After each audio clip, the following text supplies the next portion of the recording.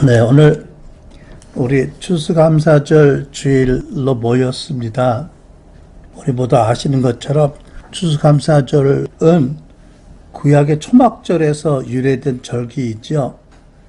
신명기 16장 15절을 보면 하나님께서 그 농사와 범사에 축복하셨으므로 감사하고 기뻐하라고 분부하신 말씀이 이렇게 기록되어 있습니다. 여러분은 지정된 예배처에서 7일 동안 이 명절을 지키면서 여러분의 하나님 여호와께서 여러분의 농사와 여러분이 하신 모든 일에 복을 주신 것을 감사하고 기뻐하십시오. 또 레위기 23장 42절 43절을 보면 또 초막절에 관한 특별한 하나님의 어떤 의도를 강조하신 말씀이 있어요. 이래 동안 너희는 초막에서 지내야 한다. 이 기간에 이스라엘의 본토 사람은 누구나 초막에서 지내야 한다. 이렇게 하여야 너희 자손이 내가 이스라엘 자손을 이집트 땅에서 인도해낼 때에 그들을 초막에서 살게 한 것을 알게 될 것이다. 나는 주 너희 하나님이다. 하나님께서 이 초막절에 관해서 신명기와 레위기 말씀으로 주신 그 의도가 무엇일까를 정리해 봅니다. 첫째로 하나님께서 우리의 직장과 사업과 또 가정과 자녀들 또 사역 범사에 축복하셨으므로 늘 감사하고 기뻐해야 되는데 특별히 절기를 지내면서 감사하고 기뻐하라 이런 말씀이 있고요. 그래서 우리가 그 뜻을 따라서 우리가 인생을 살면서 나름 우리 최선을 다하고 살지만 그 위에 하나님의 축복이 함께 하셔서 우리가 이렇게 1년을 살았고 추수감사절 예배를 드리고 또 믿음을 지켜온 것을 우리가 감사하고 기쁘게 지나는 것입니다. 둘째로 그 레위기의 말씀은 출애굽한 이스라엘 백성이 장막 텐트 생활을 40년 한 것은 출애굽이나 광야가 그들의 목적지가 아니라는 그 비전을 재정립하게 할 말씀이라고 이해가 됩니다. 여러분, 이스라엘 백성이 출애굽함으로써 하나님의 목적이 다 이루어지는 게 아니죠. 과정이죠. 또 광야에서 장막 생활을 함으로써 그들에 대한 의도가 다 이루어진 게 아닙니다. 하나님의 목적은 이 과정을 통해서 가나안 땅에 들어가고 가나안 땅에 들어가서 언약에 신실하신 하나님, 전능하신 하나님을 알고 사랑하고 순종하는 삶을 사는 것이 하나님의 최종 목적이지요. 마찬가지로 우리 이미 예수 믿고 거듭나서 새 피조물 되고 새 인류를 이룬 우리 영생받은 우리가 가야 할 최종 목적지는 지금 우리가 살고 있는 이 땅은 아니지요. 요즘 특히 이 땅에 대한 실망이 많아서 더 천성이 더 가까이 느껴지는데 여러분 거듭남도 최종 목적이 아닌 거예요. 그렇죠? 이 땅에 살면서 하나님을 알고 또 하나님을 섬기면서 성장하는 것도 최종 목적은 아닙니다. 이 땅에서 하나님 나라를 섬기는 것도 과정 가운데 중요한 부분이지 최종 목적은 아니지요. 하나님의 그 최종 목적은 예수께서 우리를 위해서 먼저 승천하셔서 우리의 처소를 예비하신 그곳, 거기에 가서 영원히 하나님을 더 알고 배우고 사랑하고 기쁨과 사랑으로 순종하는 일이 그 영생을 사는 게 최종 목적이라고 믿습니다. 지금은 천국 가서 어떤 일을 하게 될지 모르지만 예수님은 여러 번 천국에서 우리가 해야 될 일이 있다는 걸 말씀하셨어요. 그러니까 아마 천국은 그냥 먹고 마시고 찬양하고 노래하는 것만이 아닌 것 같아요. 이 땅에서 받은 훈련을 토대로 해서 각각 해야 될 일들을 천국서 영광스러운 일이겠죠. 사명이 있다고 믿습니다. 영원히 하나님을 더 알고 사랑하고 순종하며 주신 사명을 섬길 것이다. 그러니까 여러분 오늘 우리가 모처럼 이렇게 오창에서 모였지만 여러분과 나는 언젠가 헤쳐 모여야 할 겁니다. 그렇죠? 헤쳐 모여서 천국에서 다시 모일 거예요. 그러면 천국에서 하나님을 섬기면서 때때로 지난 생 얘기도 하겠지요. 천국에 가서 이 세상의 삶을, 오늘의 삶을 돌아보면 어떤 느낌이 들까요? 오늘 우리가 느끼는 절박한 감정, 심각하고 중요한 일들이 그때도 그렇게 절박하고 심각할까요? 아마 대개는 전혀 안 그럴 것 같아요. 전혀 다른 느낌으로 기억될 거라고 믿습니다. 그렇게 심각하고 그렇게 중차대한 일들이 많지 않았을 것 같아요. 반대로 이곳에서 살 때는 별로 대수롭지 않은 일 같았는데 그게 정말 중요한 시기였고 하나님이 도우셔서 하나님들의 선택을 잘했다라고 감사할 일도 많이 있을 줄 압니다. 아무튼 이것이 이스라엘 백성들에게 초막절 주신 목적이고 우리가 추수감사절을 기념하는 이유인 거지요.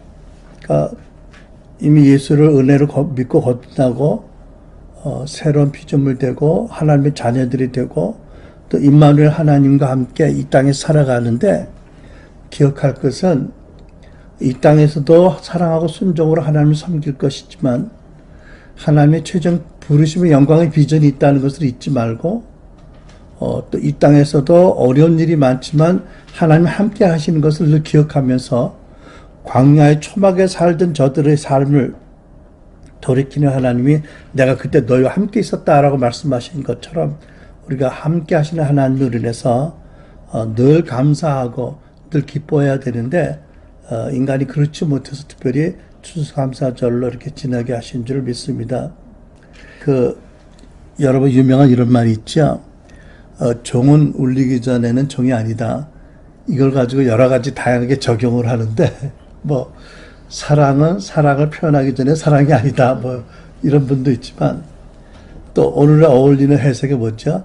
감사는 감사한 마음이 있지만 표현하지 않으면 감사가 아니다. 이렇게도 해석이 될 거예요. 그죠? 그래서 오늘은 특별히 구체적으로 감사도 드리는 그런 시간으로 지내기 바랍니다. 그 광야의 초막에 대한 교훈과 관계되어서 감사에 연관된 그 예화가 생각이 났는데 믿음이 좋은 한 성도님이 중병에 걸리셨어요. 그 소식을 듣고 한 친구분이 찾아오셨습니다. 병원에 문병은 왔지만 딱 한 환자의 모습을 보니까 뭐라고 할 말이 없어서 같이 기도합시다. 그리고 기도를 시작합니다. 하나님, 이 사람이 하나님 얼마나 사랑하신지 아시지요? 근데 왜 이 몹쓸병에 걸려야 합니까? 라고 기도하다가 끝내 울었습니다. 근데 그 환자가 기도가 끝난 다음에 껄껄 웃으면서 하는 말이 여보게 자네 그 기도 취소하게나 성경을 보니까 나사로가 병들었을 때 마르다 마리아가 뭐라고 그랬나? 주께서 사랑하시는 자가 병들었나이다 라고 하지 않았나? 내 비록 병들었지만 하나님께서 날 사랑하심을 의심치 않네. 나는 부족하고 병약하지만 하나님이 나를 사랑하심을 믿는다네. 내가 특별히 지금 하나님을 더 사랑을 느낀다네 라고 말했다는 것입니다. 어려울 때 감사하는 게 진정한 감사이지요. 어려울 때 하나님의 사랑을 고백하는 게 진정한 믿음이라고 증거라고 생각합니다. 그래서 또 역시 오래전에 들은 간증 생각이 나는데 성남의 어느 집사님, 그때는 성남이 참 가난한 동네였어요. 요즘은 대한민국 세금이 제일 많이 거치는 데라고 그러는데 분당과 그때는 참 가난했는데 혼자서 여러 아이를 기르면서 집사님 한 분이 목욕탕에서 때미는 일을 하고 사셨어요. 어려운 환경인데도 은혜를 받고 얼마나 기쁘게 은혜 중에 감사하고 사는지 목욕탕에 왔다가 그분이 때밀린 섬김을 받고 감동돼서 그분 따라 교회 온 분이 엄청 많았다는 거예요. 어떻게 당신 같은 환경에서 이렇게 기쁘고 감사하게 사느냐, 나도 그러고 싶다라고 교회 따라온 사람들이 많았다는 거지요. 한 번은 집사님이 교회 건축하는데 그 당시 400만 원은 엄청 큰 돈인데 작정해서 헌금을 드렸대요. 아마 그분은 헌당식 때 누구 못지않게 감격했을 것 같아요. 그죠? 그러니까 그 어려운 중에도 하나님께 참 큰 헌금 드린 그분이 그 남 모르는 큰 기쁨이 그 안에 감사가 있어서 할 수 있었던 것이고 누구도 빼앗지 못할 신령한 기쁨이고 감사라고 믿습니다. 아무튼 광야의 초막에 있을 때도 얼마나 힘들고 어려웠겠습니까만 하나님 함께 계신 것으로 인해서 감사했다고 말씀하신 하나님이 은혜를 받은 분의 모습이라고 생각합니다. 오늘 그래서 이제 이 추수감사절을 맞아서 본문에 있는 세 사람 장수들과 다윗의 모습을 보면서 진정한 감사하는 사람들의 모습이 어떤지를 한번 살펴보려고 합니다. 첫 번째, 그 다윗의 부하 중에 세 사람이 생명의 위협을 무릅쓰고 특별한 작전 임무를 수행했습니다. 이 사건의 배경이 뭐냐면 다윗이 막 이스라엘 12지파의 왕으로 올랐고 예루살렘 성을 점령하기 위해서 성 공략 전투를 하는 중이었습니다. 하루는 더위와 피로에 시달리던 다윗이 문득 이전에 마시던 예루살렘 성문 옆에 있는 그 깊은 샘의 시원한 생수가 생각이 났던 거예요. 그래서 누가 저 베들레헴 성문 옆에서 나오는 시원한 샘물 한 모금을 떠와서 마셨으면 좋겠는데 누가 물을 길러올 수 있을까라고 혼잣말을 했습니다. 물론 이제 갈증도 있었고 생수가 그립기도 했지만 성을 속히 점령하지 못한 안타까움에 한 말이라고 생각합니다. 근데 마침 그 말을 들은 그 세 군사가 있었고요. 그들이 마음에 그 말을 듣자 다윗을 기쁘게 해드리고 싶다는 마음이 소원이 크게 올라서 위험을 무릅쓰고 성문까지 몰래 잠입해서 거기서 물을 길어온 거예요. 그 리더들은 그러니까 말을 잘해야 될 것 같아. 정직하다고 솔직하다고 이게 다 덕은 아닌 것 같아. 어디 신방 가가지고요. 이거 너무 좋아요 집사님 그러면 어떤 분들은 나중에 쌓아놓는다 그거를. 본래 의도는 달라는 게 전혀 아닌데도.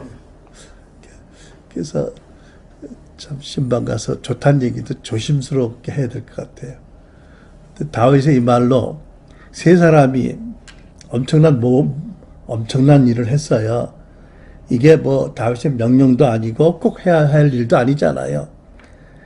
그냥 어떻게 보면 너무 무모한 거예요. 하지만 위험한 줄 알지만 그러나 피곤과 더위에 시달리는 왕을 기쁘게 해주기 위해서 이 세 사람이 무모하게 본 일을 한 거예요. 여러분, 우리도 예수 그리스도의 병사잖아요. 예수님으로 말미암아 하나님의 아들, 딸이 되었잖아요. 그리스도의 종이에요. 그러니까 우리도 때로 늘 평생 이렇게 못 살지 모르겠어요. 사람이니까.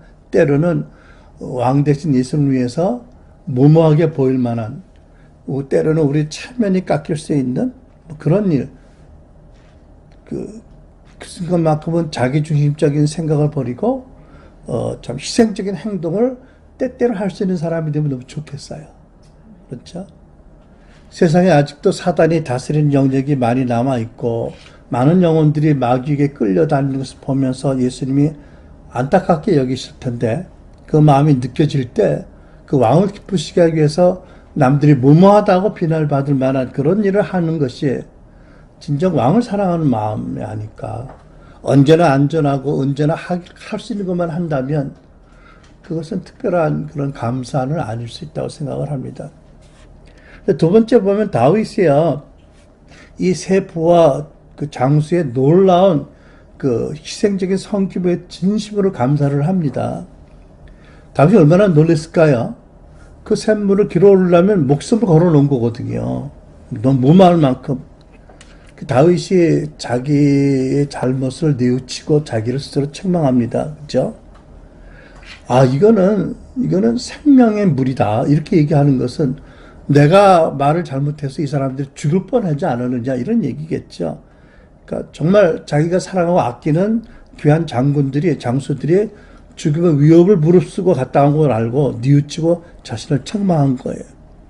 다윗은 결코 그 부하 장수들의 극진한 섬김을 소홀히 여기거나 왜곡하지도 않았어요. 예를 들면 내가 이제 12지파 왕인데 저희들이 잘 되려면 나한테 잘 돼야지 뭐 속으로 이렇게 생각 안 한 거죠. 그죠? 저희들이 세단 말이지 이러고 속으로 이렇게 생각하지 않은 거예요. 그죠? 정말 전심으로 자기의 부족과 실책을 책망하면서 그런 나를 위해서 무모할 만큼 목숨을 내는 그들이 너무 감사한 거죠. 여러분, 이 다윗과 이 장군들을 보면서 우리 교회도 참 너무 이상적인 꿈 같지만 그렇게 되었으면 좋겠다. 그런 생각을 해보는 거예요. 여러분, 우리가 바라보는 교회 모습은 첫째로 여러분, 우리가 하나님과 사람을 이웃 사랑해서 예수님 지상대명령에 순종하는 교회가 되는 거잖아요. 둘째로 그렇게 되기 위해서 서로 있는 모습 그대로 존중하면서 사랑하면서 함께 성장하는 교회 되는 것. 그런 공동체 이루는 게 우리 꿈이라고 믿습니다. 또 우리가 이렇게 꿈을 꿀 수 있는 건 뭐냐면 다른 많은 세상의 공동체들도 많은 유익이 있다고 하는데 내 모습 이대로를 아시면서 우리의 부족과 죄악됨을 아시면서도 그렇게 사랑하시고 판단하지 않고 부끄러워하지 않는 예수님이 우리의 머리이신 것을 우리가 알기 때문에 그런 꿈을 가져보는 거지요. 그러니까 여러분, 리더들은 나는 리더니까 성도들이 이렇게 하는 게 마땅해 라고 한다든지 성도들은 내가 성도니까 지도자는 이렇게 하는 게 마땅해 라고 사랑은 강요할 수 있는 건 아닌 것 같아요. 그죠? 사랑은 강요하거나 기대하기보다는 내가 먼저 주는 것이 옳은 것 같아요. 내가 먼저 하나님의 사랑을 받아서 그 사랑이 나를 흘러가는 것으로 만족하는 게 사랑이지 그 대가로 그 결과로 뭘 기대한다면 그거는 사랑은 아닌 것 같아요. 그래서 여러분 가정에서도 내가 남편이니까 가장이니까 뭐 아내니까 남편이니까 마땅히 이렇게 해야 돼 라고 당연히 여기서는 안 될 거고요. 부모 자식 간에도 아버지니까 자식들이 이래야 돼 라고 한다든지 아버지니까 이래야 되지 않아? 라고 먼저 요구하는 것은 아닌 것 같아요. 그렇죠? 먼저 하나님께서 받은 은혜대로 내가 내게 있는 것을 가지고 섬길 때 또 그것을 귀하게 여길 때 사랑이 증폭된 것이라고 믿습니다. 예전에 제가 석했던 교단에 존경하던 한 분 어른이 계셨는데 그분이 지금은 벌써 오래전에 은퇴하셨는데 스라의 남매를 두셨고 미국서 사역하셨거든요. 근데 영국으로 옮겨가게 되었어요. 근데 아들이 큰아들이 외아들이죠. 큰아들이고 동생이 여자인데 12학년이었어요. 고3이었어요. 그러니까 학제가 다른 영국으로 못 데려가서 아들은 뉴욕에 두고 갔어요. 근데 이게 웬일이에요? 영국 도착한 지 얼마 안 돼서 아들이 친구 차를 타고 어디 가다가 사고로 죽었어요. 얼마나 놀라고 얼마나 슬프고 얼마나 기가 막혔겠어요. 주의 종이 교단의 어떤 명령을 따라서 전군을 갔는데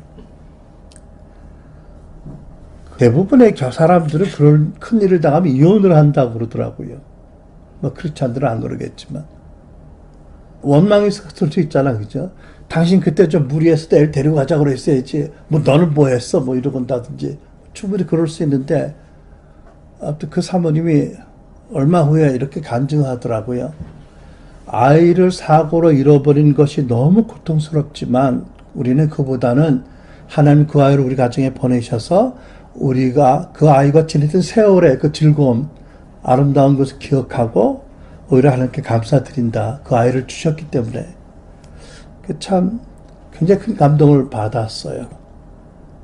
그러니까 여러분 우리도 언젠가는 헤쳐 모여서 천국에서 다시 만날 텐데 함께 있었던 기억으로 감사하고 여기서 부족했던 것을 가지고 원망하고 이러지 않았으면 좋겠어요. 그죠? 셋째로 다윗은 가장 좋은 것을 하나님께 드림으로 감사를 표했지요. 그 샘물이 얼마나 귀한 거예요. 다윗이 말하잖아요. 이것은 이들의 생명이다. 내가 이것을 차마 마실 수 없다. 그리고 다윗은 그것을 하나님께 다 부어드렸던 거죠. 이게 다윗의 제사죠. 그죠? 차마 나는 이것을 받을 자격이 없다. 이것을 받을 뿐 오직 하나님이시다. 이런 것이죠. 여러분 흔히 다윗을 앞으로 오실 그리스도의 표상이라고 구약의 그리스도의 표상이라고 말하지요. 예수님이 십자가에서 물과 피를 다 흘려주시고 죽으셨어요. 그 부활 승천하셔서 아버지 보좌 앞으로 천국으로 돌아가셨어요. 그리고 그 보좌에, 천국 보좌의 속죄소에 당신의 피를 뿌리신 거지요. 하나님께서 그 아들의 피를 믿는 자들 모두를 다 죄사하시고 그 아들 사랑하셔서 구원하시고 하나님의 아들의 나라로 옮기시는 거지요. 그러니까 하나님 아버지께서 그 아들의 피를 보시고 그 아들의 소원, 나를 믿는 자, 나에게 맡긴 자를 하나도 잃지 않게 해달라는 그 소원을 이루어 주신 것이지요. 마치 다윗은 그와 같은 물을 하나님께 뿌려 드렸고 우리 주 예수님은 물과 피를 다 뿌려서 아버지께 드렸습니다. 우리가 말씀을 마치려고 합니다. 여러분, 우리가 이렇게 감사절을 맞았을 때 여전히 나에게 부족한 것이 많고 다윗이 자책한 것처럼 나도 실수도 많고 연약도 많지만 없는 것으로 불평해서는 언제든지 감사 못해요. 그죠? 있는 것으로 감사할 줄 알아야 되잖아요. 그죠? 누가 그러더라고요. 이 물병에 물이 반 남으면 어떤 사람은 반밖에 안 남았어 그러고 어떤 사람은 뭐라 그래요? 반이나 남았어. 여러분 빌립보서에 보면 무엇이 좋은 것을 생각하라고 그랬잖아요. 그죠? 없는 것 가지고 아웅다웅하고 원망하면 내가 믿습니다. 그 있는 것도 잃어버릴 거예요. 그죠? 나에게 있는 것으로 감사할 때 그때 하나님이 더 부으시는 은총을 우리가 누리게 될 줄 믿습니다. 그래서 우리가 예수 믿고 살아가면서 또 여러 가지 약함도 있지만 초막절을 기념하라고 하신 하나님, 내가 광야에서 너희들이 장막에 거하게 하셨고 내가 너희들과 함께 있었다. 그 의미를 알고 감사하라고 하신 것처럼 우리가 오늘 살아가면서 상대적으로 비교하면 부족한 게 많아도 무엇보다 우리 주님이 나와 함께 계신다. 지금도 광야 같은 생활 가운데 나와 동행하신다는 것으로서 정말 감사하는 나와 여러분 되시기 바라고요. 참 또 다윗의 부하 장군처럼 우리의 왕 되신 예수를 위해서 때로는 희생적인 섬김으로 왕을 기쁘게 하는 우리가 되기 바라고 다윗이 그랬던 것처럼 내가 받는 섬김과 대접을 당연히 여기지 않고 너무 귀한 것을 알고 하나님께 영광을 돌리고 하나님께 감사하고 그리고 서로 존중하고 감사하는 그런 우리가 될 때, 성도들이 될 때, 구절 말씀처럼 만군의 하나님이 함께 계시니, 이거는 함께 안 계셨다는 게 아니라 함께 계시는 것을 나타냈다는 거 아니잖아. 어떻게 점점 강성하도록. 우리 마찬가지죠. 하나님 우리와 함께 계세요. 근데 함께 계시는 것을 하나님은 어떻게 나타나기 원하세요?